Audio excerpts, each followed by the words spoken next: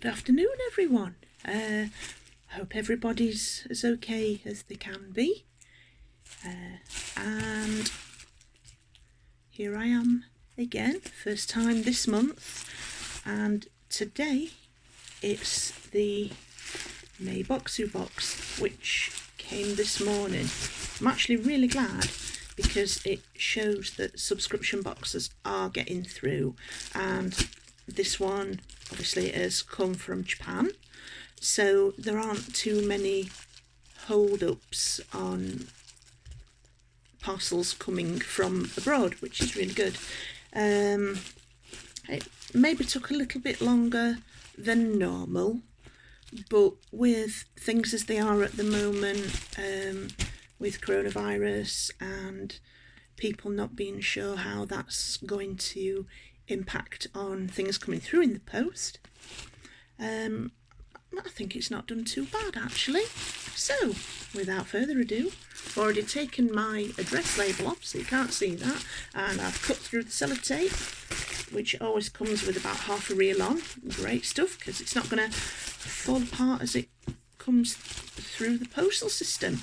So here we go. So I think Danny will be pleased to know that his subscription boxes are coming through all right. So I'll be able to leave a note to that effect on the website today. So here we are, taking the lid off, and the theme of Bokksu Culture Guide Volume 13 is Rainbow Birthday. So let's see what this is about. This month we can't help but get especially excited because it's our birthday. Yay, so happy birthday, Bokksu.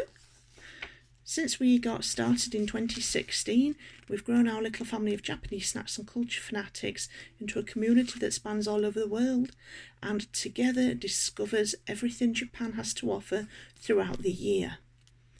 From celebrating the New Year in Kanagawa to learning about Nagoya City's famous miso culture, we've had some exciting adventures and explored the parts of Japan that help make it so unique. Each birthday is just a reminder to us of how grateful we are to celebrate our love for the flavours and traditions of Japan through snacks with the thousands of amazing members of our Bokksu family. So this year we blow out our birthday candles to celebrate the vibrant rainbow of our community with our Rainbow Birthday Bokksu in hand. We've got a lovely picture there of a rainbow layered birthday cake complete with lit candles. It's nice, isn't it? So we've got the little card from Danny there with birthday cake on it. Thank you for being here to celebrate our birthday month with us. I can't believe it's already been 4 years since I started Bokksu. Not only do I have the honour to work with an amazing team of people to make Bokksu better each month, I also have this awesome community of foodies like you. By being a Bokksu member, you make it possible for us to discover new snacks every month and to support the incredible makers behind them, like this month's 100-year-old Kyoto family business, Daimonji Ameho Honpo. Thank you again for being a part of this journey with all of us. Happy snacking, Danny Tang, founder. So let's see what we've got. So first up, we've got these sachets. I think they're probably going to be a green tea latte type drink like they've had before. If I can find them in the book. Ah yes, Kinako and black sesame milk latte, and we've got 2 of those. These are always really good because you get the exact brewing instructions for if you want to make hot drinks or cold drinks, so that's really nice. And things like these, I know the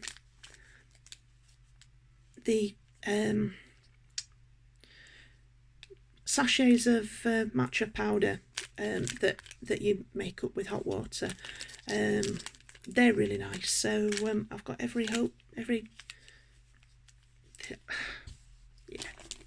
lost for words. Then next up we've got can find it. Oh, where's it gone? Funwari, Bokksu, milk and matcha. This, it looks like it would be one of those sour winder sweet rolls that you pull out and eat bits off, but it's actually a little cake with a hole in the middle. Not quite a donut, but you know, as it is. And it says Bokksu may not sound very Japanese. It's originally a German cake, but Japan has fully embraced it. So that's that. That looks like it will be quite a nice one. Right. And here we've got Funwari Maijin Mochi Puffs Kinako. And there's two of those. As I've said in previous videos, I love their Mochi Puffs because regardless of whatever flavour it is, you just stick it in your mouth and a second later it's gone and it just leaves the flavour. Absolutely beautiful, absolutely effortless to eat snack.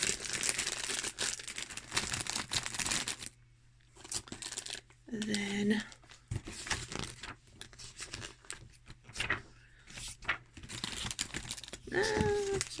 try not to drop things on the floor.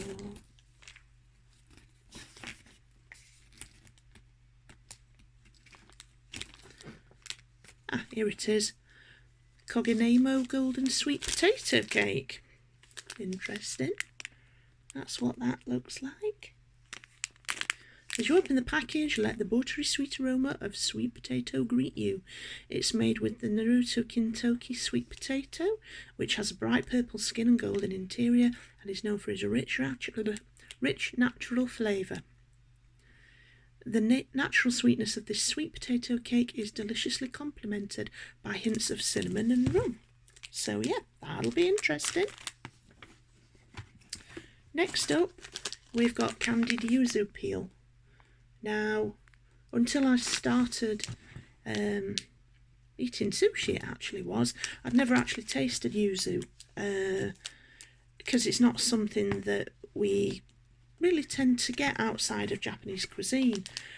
But honestly, if you get a chance to taste something with yuzu in, take it, because it is so nice. It really is. It's delicate, it's sweet, it's got a sourness, it's got a bit of everything. It's lovely. So that's the little bag of candied yuzu peel. Then we have handmade itotamari candy mix, which look like little balls of rock, or you could say they look a little bit like glass beads, although I wouldn't try wearing a shred. I can't talk. Trying to put them on a string and wearing them around my neck or my wrist, because sweat on them and they'll be knackered. Wear them out in the rain and they'll be knackered because there'll be nothing left and you'll just have a sticky mess around your wrist or your neck.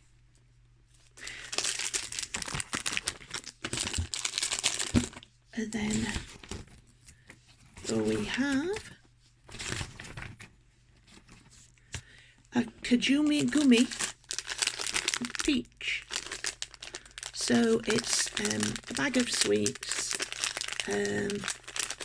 that are basically peach flavour. From the picture of them in the book, you can see in the top corner there. I think these I'm hoping that they're going to be nice. Sometimes the bags of sweets can be a bit hit or miss, because Japanese palate's a little bit different to ours, and what we think tastes fantastic might not necessarily to someone outside of the UK, but you know, that's how it is. Next up, we have got something else, when I can find it in the book. Here we go, a sakura cake. And this is flavoured with real sakura flowers, and if you're lucky you may even find a whole blossom baked into your cake. If you do stumble upon a flower, you may notice sudden saltiness. That's because sakura are often preserved in salt for use in food and drinks. And it's got, I don't know if you can properly tell there, but it's got a little preserved sakura flower on the top there. So lovely, lovely. Oops, so try not to lose it to the floor. Next up, we've got a black sesame cookie, and there are 2 of those in the box. Perfectly baked cookie is borderline savoury. Black sesame seeds are kneaded through the dough, adding both texture and flavour. Black sesame's nutty aroma makes it a favourite for desserts in Japan. The shortbread-like texture and buttery finish adds just enough richness for this cookie to feel substantial all on its own. So that would be, I don't know, a little snack with a cup of tea maybe? A little snack on its own. We'll have to see. I have hopes for it. The next item that we have, as I flip through the book, is Showa no Yoshoku Shitori Ham Katsu Senbei, which is this. Sweet, savoury and saucy. These shitori, which is Japanese for moist, rice crackers are going to slap you in the face with wallops of flavour as soon as you pop open the bag. Their intense hamu katsu flavour will have you reaching for more, and you'll be filling up before you know it. Hamu katsu gained popularity in Japan during the Showa era and has remained a favourite ever since, often topped with special sauce. These senbei truly recreate this beloved flavour. Should be interesting.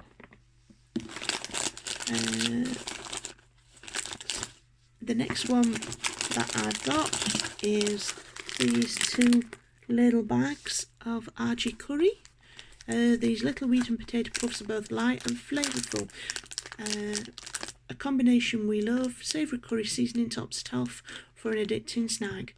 Curry was first introduced to Japan during the Meiji era, 1868 to 1912, and has since become one of Japan's most popular dishes, consumed more than sushi or tempura. With such a beloved flavour, you'll be polishing off this bag before you know it. Interesting. They look a little bit like friends in UK that are watching this will probably know what I'm on about here. They look a bit like sanded down versions of knickknacks. Right, next thing we have is Mike Popcorn, butter soy sauce flavour. Should be definitely interesting. Mike Popcorn began as Japan's first domestic popcorn brand, selling popcorn from stalls at amusement parks in 1957. Since then it's grown to be a national favourite, known for its adventurous flavourings. This particular one features a flavour combination unique to Japan, butter and soy sauce. Says me thinking that this is an odd combination when I like wasabi popcorn. Can't explain it. It proudly boasts Hokkaido butter on the packaging, as is the premier dairy region in Japan. Whether you're new to this flavour or not, you're sure to love it after this. We'll see.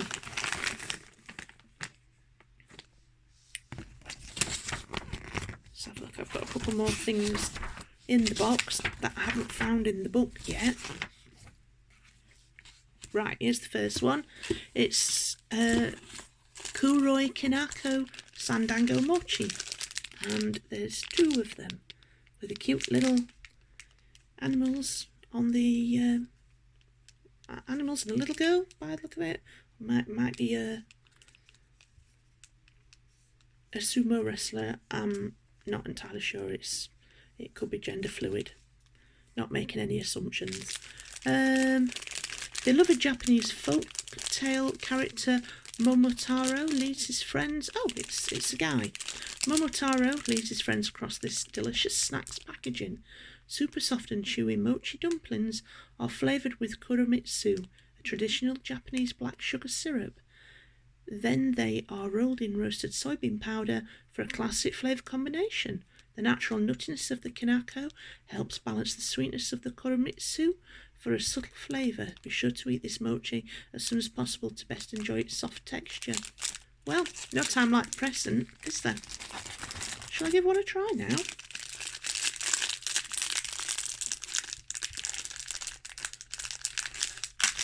That's it. I didn't want to rip the packet down the side. Let's have a look. Oh, they've got a really nice, sweet, slightly chocolatey, slightly coffee-ish fragrance. They smell as though they will taste lovely, so I'm going to give one a go.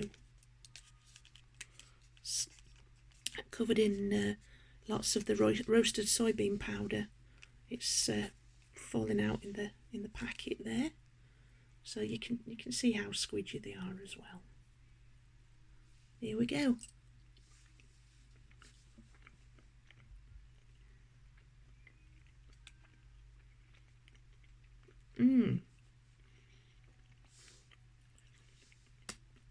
There's the typical mouthfeel of a mochi, which if you're a person that's watching this and you've not already tried a mochi dumpling, it's a bit difficult to describe. It's very soft, but it's very smooth. Some of you might say, is it a texture like cake or bread? No, it's definitely not a texture like cake or bread. It's really something that I can't pin a name on. But if you get a chance to try mochi anywhere, do try it, because it's definitely something on its own. And it's really something that, as I say, I can't describe, but lovely, so lovely. Right, pop those to one side, maybe finish them off a bit later on. And the last thing that I've got in the box is 2 packets of chocolate Azuki beans, Uji Matcha. So, show you what they look like. That's that. So it's chocolate covered Azuki beans, and they're rolled in matcha powder before they're put into and sealed in these little packets. There's plenty of air in there. You can tell by the shape of it that the packaging is not rigid at all, and the air in there is helping, helping the Azuki beans not bash about and fall into bits against each other. So yeah, 2 of those. I've had these before in past Bokksu boxes, and they're really nice. You only get about half a dozen in a packet, but then they are only little packets. I mean, you can see how big they are in comparison to the palm of my hand there. They're not very big. So it's just a quick bite. And it says the first step in creating this addictive treat is simmering Azuki in sugar syrup to make amanato, using a process first created in the 1860s. Snack maker Denroko adds a modern twist by coating the beans with white chocolate. However, they do return to traditional Japanese flavours by coating them in Kyoto's famous Uji Matcha powder, which transforms the beans into this dreamy, creamy confection. And it is nice. It's a nice little bit of a snack. Quick little bite. As I say, it's not a packet that's enormous. It's not a packet that's absolutely spilling over with product, but it's nice. And the maker this month is Bokksu themselves. So we've got a couple of pages there talking all about the company, and talking to Danny himself by the look of it. So yeah, that'll be an interesting little read later on. And we've got a picture of him here. He's on the left of this photo. That's what a Danny Tang looks like, if anybody had wondered. So, a couple of pages on the Bokksu community and a photo of the experience winner, which they have a Bokksu experience winner every month by people sending in a photo of their boxes. That's that. Next month's hint: hot summer days need something sweet and refreshing, a tart pick-me-up. So it sounds as though it's either going to be another jelly sweet or an add water to and make your own drink. Should be interesting. Right, so that's it for me for this video. Hope I didn't bore anybody too much and that you've enjoyed me waffling on and reading out the book and telling you about what's in the boxes.